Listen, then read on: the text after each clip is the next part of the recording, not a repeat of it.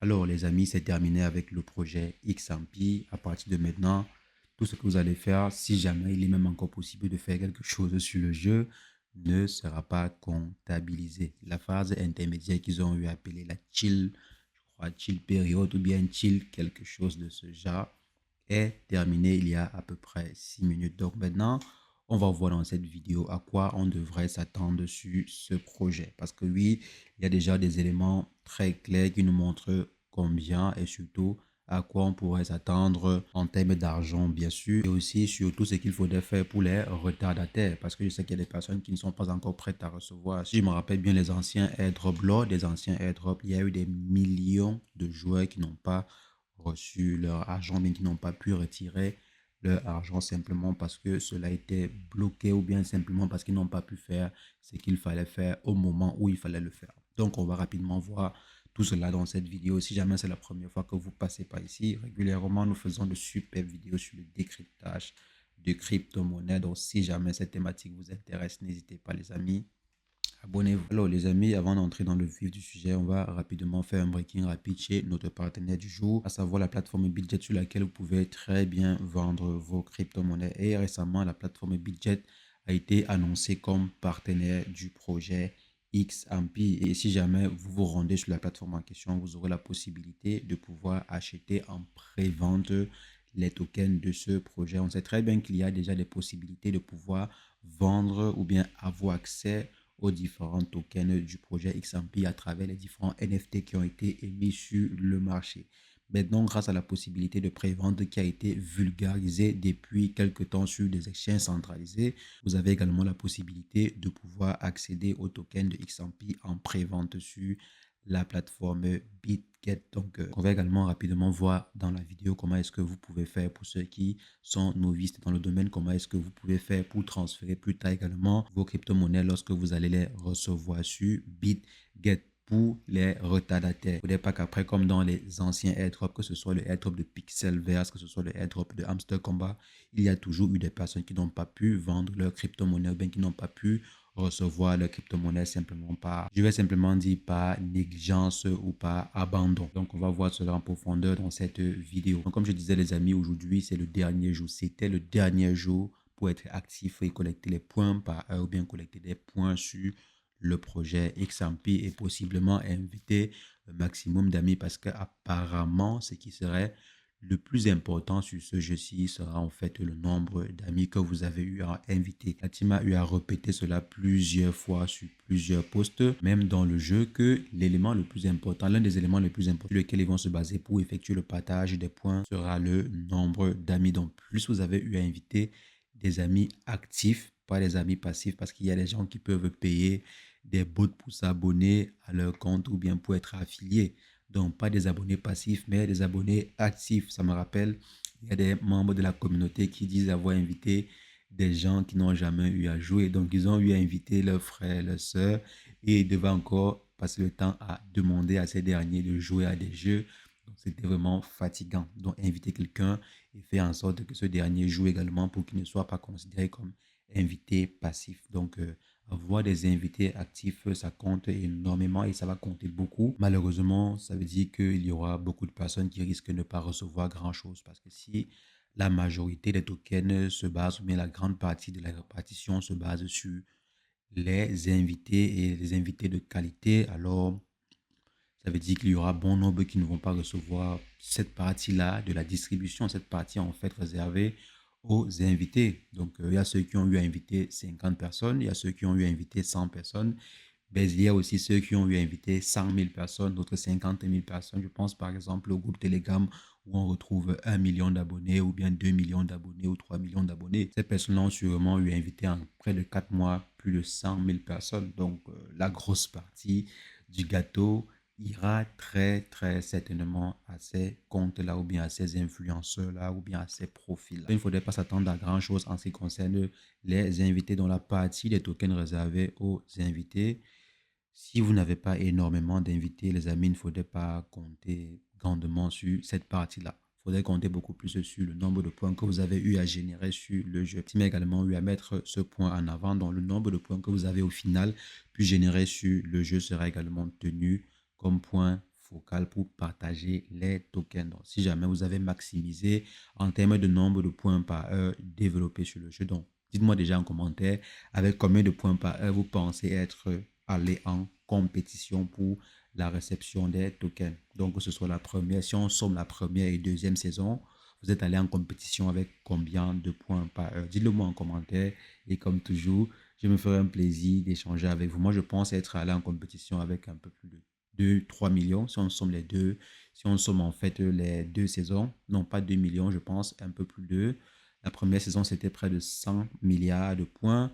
La deuxième saison, c'était presque 2 milliards. Donc, je pense être allé avec à peu près 102 milliards en termes de points par heure générés sur l'application. Maintenant, le nombre de milliards générés, je ne sais pas trop à combien je suis. Donc, voilà à peu près les éléments les plus importants sur lesquels la team compte se baser pour pouvoir distribuer les tokens. Et je pense que vous avez déjà eu aussi un aperçu des tokens, surtout ceux qui ont pu générer des NFT. Moi, par exemple, grâce à cette solution-là, j'ai pu générer 10 NFT que j'ai vendus sur le marché en moyenne à 3,1 tonnes. Donc 3,1 tonnes en moyenne, c'est plutôt pas mal. C'est déjà quand même plus de 31, je crois 31 tonnes. Donc c'est pas mal en termes de revenus déjà générés sur le jeu grâce à ces NFT-là. Donc moi, j'ai vendu tous les NFT que j'ai pu créer. Je n'ai pas voulu conserver. Un NFT était équivaut approximativement à 69 000 coins. Ça veut dire quoi? Ça veut dire que si on essaie de se baser sur ce prix-là, sur ce nombre de coins-là, pardon, et qu'on essaie de prendre le prix moyen actuellement sur le marché des NFT, on est en moyenne à 3 tonnes pour un NFT. Sachant qu'un NFT équivaut à 69 000 coins, ça fait approximativement un listing. Si on tient compte de ce prix-là, si on tient compte exactement de ce prix-là, ça fait un listing à 0,00024 dollars, donc 3 zéros et ensuite 24 dollars. C'est à peu près le prix actuellement en pré-market et on sait que la plupart des projets, donc il n'y a pas eu de projet qui a eu au listing un prix supérieur au prix en pré-market. Donc moi, je ne connais pas. Peut-être si vous connaissez, mettez en commentaire un projet qui a eu au listing un prix supérieur au prix du pré-market. Hamster Combat a fait 10 fois moins, je crois, 10 fois moins. Donc, la plupart des projets ont fait légèrement moins qu'au listing, qu'au pré-market, pardon. Le prix du pré-market, pas le prix du listing, mais le prix du pré-market supérieur au prix du listing. Ça veut dire que on devrait s'attendre normalement à un prix inférieur au 0,00024 dollars normalement. Moi, je pense qu'on serait aux alentours des 0,0001. Pour ma part, c'est ce que je pense, donc 3 0 et ensuite 1 pour ma part, et qu'ils vont faire sûrement, comme la plupart des projets, ils vont faire exploser les prix au listing. Donc, ils vont d'abord lister cela à un prix de 0,0001. C'est ce que je pense, comme je dis encore, ce n'est pas une certitude, c'est ce que je pense. Mais maintenant, avec les différents leviers, ils vont effectuer des achats et ensuite le prix pourra bondir. Mais suite aux différentes ventes massives, le prix va dégringoler comme sur la plupart des projets avant possiblement de remonter plus tard. Mais pour ma part, il faut s'attendre à un prix en deçà des 0,0002 dollars. Attendez-vous à un prix en deçà de ce prix-là. Sinon, je ne vois pas comment est-ce que ces derniers vont pouvoir faire. Mais il est aussi possible que le prix après le listing soit plutôt intéressant, même si le prix est listé à 0,001 ou 0,0002, pardon. Il est possible que le prix explose parce que lorsque j'ai essayé d'analyser la situation du projet XMP, c'est le projet, selon moi, qui a eu à générer le plus d'argent. Il fait partie des projets ayant généré le plus d'argent. Si on voit par exemple les volumes d'achat et de vente sur le marché des NFT, on est à plus de 300 000 tonnes générées. Sur les 300 000 tonnes en question, il y avait des royalties d'environ 0,71%. Ça fait plus de 10 000 ou 11 000 tonnes, ce qui fait plusieurs dizaines, voire centaines de milliers de dollars. Donc, c'est quand même énormément d'argent qu'ils ont pu générer uniquement grâce aux différentes transactions et aux royalties générées par les NFT qu'ils ont eu à créer et à émettre sur le marché. C'était vraiment un coup de génie. Là, vraiment, c'était un coup de génie de la part de la team derrière le projet. Et en plus de cela, ils ont eu à recevoir au minimum 100 000 tonnes grâce aux dons qu'ils ont eu à demander. Les différentes transactions qu'ils demandaient d'effectuer sur le jeu, ils ont reçu au minimum 100 000 tonnes. Ça fait également presque 500 000 dollars que ces derniers ont eu à générer. Et en plus des étoiles qu'ils ont eu à demander et plusieurs autres éléments qu'ils ont eu à mettre en place. Si on compare cela par exemple à Hamster Combat, ils avaient principalement comme source de revenus les vidéos et les publicités. Et on sait que les vidéos et les publicités, ça rapporte, mais ça rapporte lorsqu'il y a énormément de personnes qui jouent au jeu en question.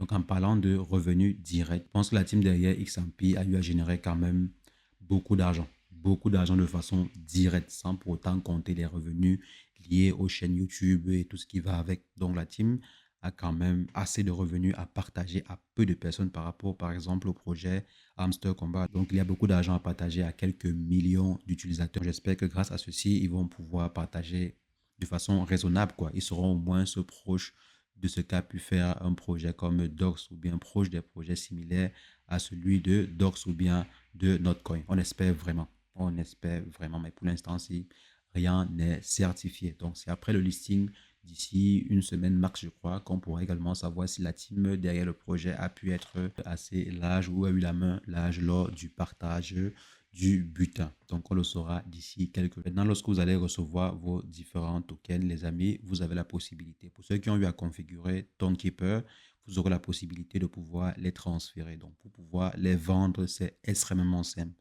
Tout ce que vous aurez à faire, si vous avez eu à configurer le wallet de Telegram ou bien Tokenkeeper, ça fait au moins 4 ou 5 projets qu'on effectue ces manipulations-ci. Mais pour ceux qui n'ont pas encore eu à effectuer la manipulation, c'est extrêmement simple. Vous allez sur Tokenkeeper et ensuite vous choisissez la fonction d'envoi et vous envoyez vos tokens que vous avez eu à recevoir.